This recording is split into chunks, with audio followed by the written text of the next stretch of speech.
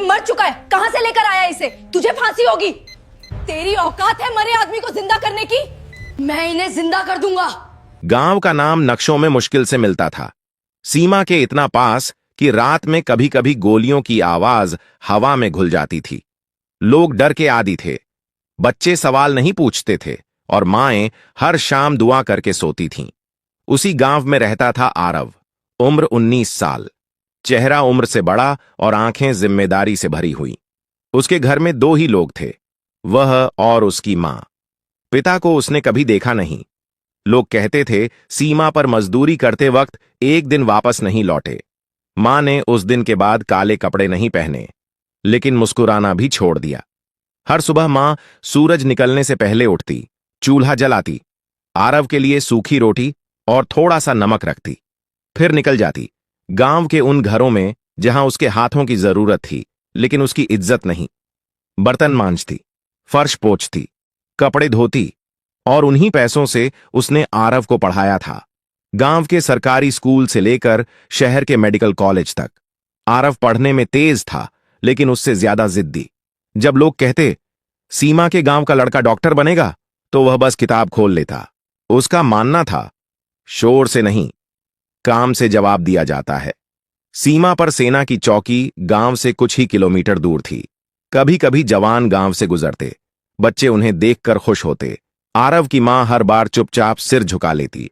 एक दिन दोपहर के वक्त जब हवा अजीब तरह से भारी थी, गांव में हलचल मच गई। खबर फैल गई, बॉर्डर पर एक जवान बेहोश हो गया है। लोग दौड़े, कोई पानी लेकर, कोई डर लेकर। आरव उस वक्त किताब में सिर गड़ाए बैठा था, एनाटॉमी का चैप्टर, सांस, फेफड़े, ऑक्सीजन। उसने शोर सुना तो बाहर निकला। सीमा की तरफ धूल उड़ रही थी। एक एम्बुलेंस तेजी से गांव के कच्चे रास्ते पर भागती दिखी। शहीद हो गया, किसी ने कहा। शब्द आरव के कानों में चुभ गए। उसने बिना कुछ सोचे अपनी चप्पल उठाई और दौड़ पड़ा। छोटे से सैन्य अस्पताल में अफरा तफरी थी। एक जवान स्ट्रेचर पर पड़ा था, चेहरा नीला, होंठ सूखे। डॉक्टर तेज आवाज में बोल रहे थे, नो पल्स, डिक्लेयर। कागज पर कलम चली। आरव दरवाजे के पास खड़ा था, हांफता हुआ, पसीने से भीगा। उसकी नजर जवान के सीने पर टिक गई। एक हल्की सी हरकत, बहुत हल्की, इतनी हल्की कि शायद सिर्फ वही देख पाया। ये जिंदा है। उसकी आवाज कांप रही थी लेकिन शब्द साफ थे। सबकी नजर उसकी तरफ गई। तुम कौन हो? एक डॉक्टर ने झुंझलाकर पूछा। मैं मेडिकल स्टूडेंट हूं, आरव ने कहा, और ये अभी जिंदा है। कमरे में सन्नाटा छा गया। किसी ने हंस दिया। भावनाओं में बह गया है। आरव आगे बढ़ा। उसका दिल तेज धड़क रहा था। सर, अगर अभी ऑक्सीजन और सही तरीके से रिससिटेशन दी जाए तो शायद। बाहर निकालो इसे, आदेश आया। दो सिपाही उसकी तरफ बढ़े, लेकिन आरव हटा नहीं। उसकी आंखों में डर नहीं था, बस एक बात थी, अगर वह चुप रहा तो एक सांस हमेशा के लिए खो जाएगी। और वहीं सीमा के उस छोटे से अस्पताल में एक गरीब मां का बेटा किस्मत के खिलाफ खड़ा था। कमरे में खामोशी अजीब थी, ऐसी खामोशी जिसमें हर सांस भारी लगती है। आरव के सामने स्ट्रेचर पर पड़ा जवान अब भी हिल नहीं रहा था। नीली पड़ती त्वचा, आंखें आधी खुली, सीने पर कोई साफ उठान नहीं, लेकिन आरव की नजरें वहां नहीं थीं जहां बाकी लोग देख रहे थे। वह गर्दन के पास देख रहा था। कैरोटिड आर्टरी, बहुत हल्की लेकिन मौजूद। पल्स है, आरव ने दोहराया। कमजोर है, लेकिन है। एक सीनियर डॉक्टर ने झुंझलाकर कहा, तुम स्टूडेंट हो, यहां फैसला हम लेंगे। आरव ने पहली बार ऊंची आवाज में कहा, सर, अगर फैसला गलत हुआ तो यह जवान इतिहास बन जाएगा, अगर सही हुआ तो जिंदा इंसान। कमरे में मौजूद कुछ नर्सें रुक गईं। एक ने मशीन की तरफ देखा। मॉनिटर पर लाइन लगभग सीधी थी, लेकिन पूरी तरह नहीं। बीपी? आरव ने पूछा। बहुत लो, नर्स ने कहा। आरव ने जल्दी से कहा, हाइपोक्सिया है, ऑक्सीजन सैचुरेशन गिरा हुआ है, शायद कोल्ड एक्सपोजर और ब्लड लॉस का कॉम्बिनेशन। डॉक्टरों ने उसकी तरफ देखा।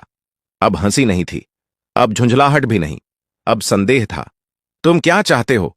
सीनियर डॉक्टर ने पूछा। आरव ने एक सांस ली। 5 मिनट, सिर्फ 5। कुछ सेकंड बीते। बाहर सैनिकों की आवाजें थीं, अंदर मशीनें थीं। ठीक है, डॉक्टर ने कहा, अगर कुछ भी गलत हुआ जिम्मेदारी मेरी। आरव ने बात पूरी कर दी। ऑक्सीजन मास्क लगाया गया, warm blanket, IV line. Aarav की उंगलियां कांप रही थीं, लेकिन दिमाग स्थिर था। उसे अपनी मां याद आई, सर्दियों की सुबह, ठंडे पानी में बर्तन, और कहते हुए, पढ़ ले बेटा, तुझे मजबूत बनना है। उसने जवान के सीने पर हाथ रखा। हल्का सा प्रेशर, फिर सही रिदम। सीपीआर नहीं, उसने कहा, सपोर्टिव रेस्पिरेशन। मॉनिटर पर लाइन हिली, एक बीप, फिर दूसरी। सर, नर्स की आवाज फट गई। बीपी थोड़ा ऊपर गया। कमरे में कोई नहीं बोला। आरव ने सांस रोके रखी। 1 मिनट, 2 मिनट। जवान के होंठों में हल्की हरकत हुई। सीनियर डॉक्टर आगे आए, स्टेथोस्कोप लगाया। कुछ सेकंड, फिर उनकी आवाज बदली हुई थी। हार्ट एक्टिविटी है। किसी ने कुर्सी पकड़ ली, किसी की आंखें भर आईं। वही जवान जिसे कुछ मिनट पहले शहीद घोषित किया जा चुका था, अब सांस ले रहा था। आरव पीछे हटा। उसके घुटने कमजोर पड़ गए। वह दीवार से टिक गया। किसी ने उसके कंधे पर हाथ रखा। तुमने कमाल कर दिया, किसी डॉक्टर ने धीरे से कहा। आरव ने सिर हिला दिया। नहीं सर, बस जो सही लगा वो किया। लेकिन बाहर कहानी अलग बन चुकी थी। एक जवान जो मर चुका था, वह जिंदा था, और उसे जिंदा कहने वाला एक गरीब मां का 19 साल का बेटा। बाहर कदमों की आवाज तेज हो रही थी, अधिकारियों की। और आरव को अभी नहीं पता था कि यह सिर्फ एक जान बचाने की कहानी नहीं है, यह उसकी जिंदगी की सबसे बड़ी लड़ाई की शुरुआत है। अस्पताल के बाहर अब भीड़ जमा हो चुकी थी। गांव के लोग, कुछ जवान, कुछ अफसर। सबके चेहरे पर एक ही भाव था, हैरानी। जिस जवान को कुछ देर पहले शहीद घोषित कर दिया गया था, वह अब आईसीयू में था, जिंदा। लेकिन इस सच्चाई ने राहत से ज्यादा सवाल खड़े कर दिए थे। एक मेजर तेज कदमों से अंदर आया। किसने कहा था कि यह जवान जिंदा है? कमरे में सन्नाटा छा गया। नर्स ने इशारे से आरव की तरफ देखा।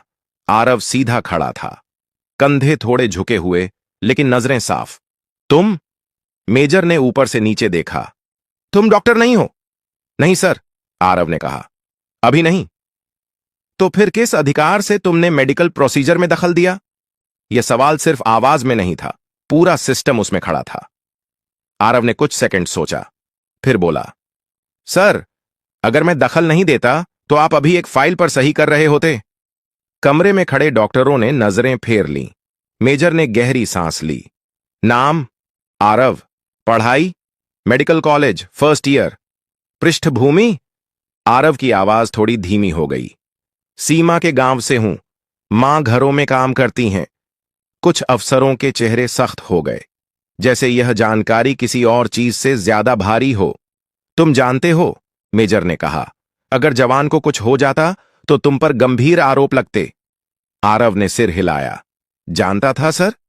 फिर भी मैं उसे मरता हुआ नहीं देख सकता था। कमरे में कुछ पल कोई नहीं बोला। आईसीयू के अंदर से मशीन की बीप सुनाई दे रही थी, नियमित, स्थिर, जिंदा होने की आवाज। उसी वक्त गांव के एक कोने में आरव की मां बैठी थी। किसी ने आकर कहा, तेरा लड़का सेना के अस्पताल में है। उसके हाथ से प्लेट गिर गई। वह बिना कुछ पूछे निकल पड़ी, नंगे पांव, दुपट्टा आधा सिर पर, आधा हवा में। अस्पताल पहुंचते पहुंचते उसके होंठ सूख चुके थे। उसने आरव को देखा, चारों तरफ वर्दी, बीच में उसका बेटा। क्या किया तूने? उसने डरते हुए पूछा। आरव ने बस इतना कहा, मां, वो जिंदा है। मां ने कुछ नहीं कहा, बस उसकी कलाई पकड़ ली, जैसे यकीन कर रही हो कि वह भी जिंदा है। शाम तक रिपोर्ट्स आने लगीं। जवान की हालत स्थिर थी। डॉक्टरों ने माना, अगर कुछ मिनट और देर हो जाती तो कुछ नहीं बचता। लेकिन अब अगला सवाल था आरव का। क्या उसने नियम तोड़े या कर्तव्य निभाया? फैसला आसान नहीं था। एक अधिकारी ने कहा, अगर इसे छोड़ दिया गया तो कल हर कोई खुद को डॉक्टर समझेगा। दूसरे ने जवाब दिया, और अगर सजा दी गई तो अगली बार कोई भी आगे नहीं आएगा। आरव चुपचाप बाहर बेंच पर बैठा था, आईसीयू के दरवाजे के सामने। उसे अवार्ड की चिंता नहीं थी, ना अखबार की। उसे बस यह जानना था, जवान जिंदा रहेगा या नहीं। दरवाजा खुला, डॉक्टर बाहर आए। खतरे से बाहर है, उन्होंने कहा। आरव ने आंखें बंद कर लीं। पहली बार उस दिन उसने चैन की सांस ली, लेकिन अंदर कहीं वह जानता था, यह कहानी अभी खत्म नहीं हुई। अब असली फैसला बाकी था। रात गहरी हो चुकी थी। सीमा पर ठंड बढ़ गई थी, लेकिन अस्पताल के भीतर माहौल और ठंडा था। आरव बेंच पर बैठा था, पीठ दीवार से लगी, घुटनों पर कोहनियां टिकाए, हथेलियों में चेहरा छुपाए। थकान अब शरीर में उतर चुकी थी। आईसीयू के कांच के उस पार जवान लेटा था, जिंदा, सांस लेता हुआ। यही सोच आरव को सीधा बैठने नहीं दे रही थी। अगर वह बच गया तो सब सही था, अगर नहीं तो कुछ भी सही नहीं। उसी वक्त एक सीनियर अफसर कमरे में दाखिल हुआ। उसके साथ 2 लोग और थे, चेहरे पर सख्ती, आवाज में अधिकार। आरव, उसने नाम लिया। आरव उठ खड़ा हुआ। तुम्हें पता है, अफसर ने कहा, सेना में हर चीज नियम से चलती है। आरव ने सिर हिलाया। जी सर। और तुमने आज नियम तोड़ा है। आरव चुप रहा। अगर जवान को कुछ हो जाता, आवाज भारी हो गई, तो मामला बहुत आगे जाता। आरव ने पहली बार जवाब दिया। सर, अगर मैं कुछ नहीं करता तो भी वह नहीं बचता। कमरे में सन्नाटा छा गया। अफसर कुछ पल उसे देखता रहा, फिर बोला, तुम बहादुर हो या बेवकूफ? आरव ने धीरे से कहा, सर, मैं बस पढ़ा हुआ काम कर रहा था। अगली सुबह खबर गांव तक पहुंच चुकी थी। लोग दरवाजे पर खड़े थे, कुछ फुसफुसा रहे थे, कुछ गर्व से देख रहे थे। वही लड़का है ना जिसने जवान को बचाया? आरव की मां चुपचाप बैठी थी। उसके हाथों में कांप नहीं थी, लेकिन दिल तेज धड़क रहा था। उसे डर था, इनाम से नहीं, अखबार से नहीं, उसे डर था सिस्टम से। दोपहर को मेडिकल कॉलेज से कॉल आया। तुम कहां हो? एक सख्त आवाज। आरव ने सच बताया। यह मामला कॉलेज तक पहुंच चुका है, आवाज ने कहा। कुछ लोग कह रहे हैं कि तुमने अपनी सीमा लांघी। आरव ने फोन बंद किया। उसने सोचा, सीमा, वह हमेशा सीमाओं के बीच ही तो जीता आया है। गांव की सीमा, गरीबी की सीमा, अब कानून की सीमा। शाम को जवान की आंखें खुलीं। पहला सवाल उसने पूछा, मैं कहां हूं? डॉक्टर ने कहा, सुरक्षित हो। जवान ने धीमे से कहा, मुझे किसी ने वापस खींचा था, जैसे कोई मरने नहीं दे रहा हो। डॉक्टर चुप रहे। बाहर खड़े अफसर ने यह सुना। उसने एक लंबी सांस ली। रात को फैसला आया, आरव को अस्थायी रूप से हिरासत में नहीं लिया जाएगा, जांच चलेगी। लेकिन एक बात साफ थी, उसने किसी की जान बचाई है, और यह बात अब फाइलों से बाहर निकल चुकी थी। अगली सुबह अखबार में एक छोटी सी खबर छपी। सीमा पर शहीद घोषित जवान जिंदा, मेडिकल छात्र की सूझबूझ से बची जान। नाम छोटा था, लेकिन असर बड़ा। आरव ने अखबार मोड़ा, मां की तरफ देखा। डर लग रहा है? उसने पूछा। मां ने सिर हिलाया। हां, लेकिन गर्व उससे बड़ा है। आरव खामोश हो गया, क्योंकि वह जानता था अब सवाल यह नहीं था कि उसने क्या किया। अब सवाल यह था कि दुनिया उसके इस काम को स्वीकार करेगी या नहीं। अगले कुछ दिन अजीब थे, आरव के लिए भी और उसके गांव के लिए भी। जिस लड़के को कल तक कोई नहीं जानता था, आज उसके नाम पर बहस हो रही थी। उसने सही किया, उसने नियम तोड़े। अगर हर स्टूडेंट ऐसा करने लगे तो? अखबारों में छोटे कॉलम थे, टीवी पर बहसें। किसी ने उसे हीरो कहा, किसी ने खतरा। आरव यह सब नहीं देखता था। वह सुबह उठकर वही करता जो उसने हमेशा किया था, पढ़ाई। लेकिन अब किताब खोलते ही दिमाग भटक जाता था। मेडिकल कॉलेज में उसे बुलाया गया। कॉन्फ्रेंस रूम में 5 लोग बैठे थे। डीन, 2 सीनियर प्रोफेसर, एक कानूनी सलाहकार और एक चेहरा जिसे वह पहचानता नहीं था। आरव, डीन ने कहा, तुम्हें समझना होगा कि मेडिकल एथिक्स क्या होती है। आरव चुप रहा। तुम फर्स्ट ईयर में हो, एक प्रोफेसर बोले। तुम्हें ऑपरेशन थिएटर में बोलने का अधिकार नहीं। आरव ने सिर झुकाया। जी सर। तो फिर तुमने क्यों? आरव ने पहली बार बीच में बोला, क्योंकि वह मर रहा था। कमरे में खामोशी छा गई। कानूनी सलाहकार ने कहा, भावनाओं से कानून नहीं चलता। आरव ने जवाब दिया, और कानून से सांस नहीं चलती। डीन ने हाथ उठाया। बस। कुछ पल बाद डीन बोले, हम तुम्हें सजा नहीं दे रहे, लेकिन तुम्हें यह भी समझना होगा कि यह मिसाल खतरनाक है। आरव ने धीरे से कहा, सर, मिसाल जान बचाने की थी। उसी दिन शाम को जवान के परिवार को बुलाया गया। मां, पिता, पत्नी। जवान व्हील चेयर पर था, कमजोर लेकिन मुस्कुराता हुआ। उसने आरव को देखा। तू ही है? उसने पूछा। आरव ने सिर हिलाया। जवान ने उसका हाथ पकड़ लिया। मैं तेरा कर्जदार हूं। आरव ने हाथ पीछे खींच लिया। नहीं भैया, मैंने कुछ खास नहीं किया। जवान की मां आगे आई। उसने आरव के माथे पर हाथ रखा। तूने मेरे बेटे को वापस दिया है। उसकी आवाज कांप रही थी। भगवान तुझे बहुत आगे ले जाए। आरव की आंखें भर आईं, लेकिन उसी रात एक नोटिस आया। मामले की जांच पूरी होने तक आरव को किसी भी क्लिनिकल गतिविधि से दूर रखा जाएगा। मान ने कागज पढ़ा। समझ नहीं आया, लेकिन डर समझ में आ गया। अब क्या होगा? उसने पूछा।